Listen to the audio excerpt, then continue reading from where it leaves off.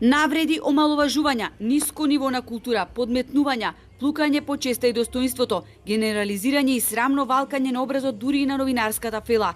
Ова го одбележа вториот круг од вонредните локални избори во Охрид, кои го трчаат кандидатите на ВМРО-ДПМН доктор Митре Милошевски и на СДСМ доктор Константин Георгиевски.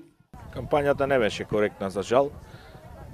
Се случува специјална војна од различни центри кои што е диригирана, најмногу од Белата палата и од кујните на ДПМН за ширење на лажни вести и невистини преку нивните медиумски куќиња, кои што со години ги хранеа со буџетски пари. Она што почна првите напади, почна нападите врз мене, за жал напади врз моето семејство, врз моите деца, дури имаше напади и врз ги спомнува и моите починати роднини, што е небулоза, меѓутоа вие знаете дека јас стоечки ги издржав сите тие работи. Ниеден збор не кажав на тоа. Плюс, сигурно она што за него беше кажано е само 1/10 од она што беше кажано за мене и за моето семејство.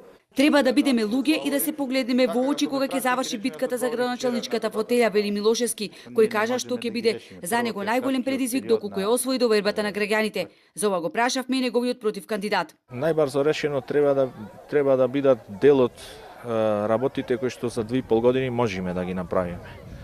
Значи, доколку можеме да изградиме катни гаражи во овие 2,5 години би било одлично. Дел од улиците кои што се во многу лоша состојба, тоа е конечно започнување на проектот на улицата Аба Семин, македонски просветители и КЕОТ. Има два проблеми кои што ние не можеме да ги решиме. Првото е краткиот период на практикување на градоначалничката функција, тоа е околу 2 години, и вториот е блокираната сметка, односно лошата финансиска кондиција на општината. Секако дека овие две работи не ни даваат за право ние да даваме лажни ветувања во смисол на големи проекти. Долгорочно Георгиевски ќе работел на финансиска стабилизација на општината. Милошевски пак ќе се зафатил со силна реформа на јавната администрација и креирање стратегии за локален економски развој и запослување на младите.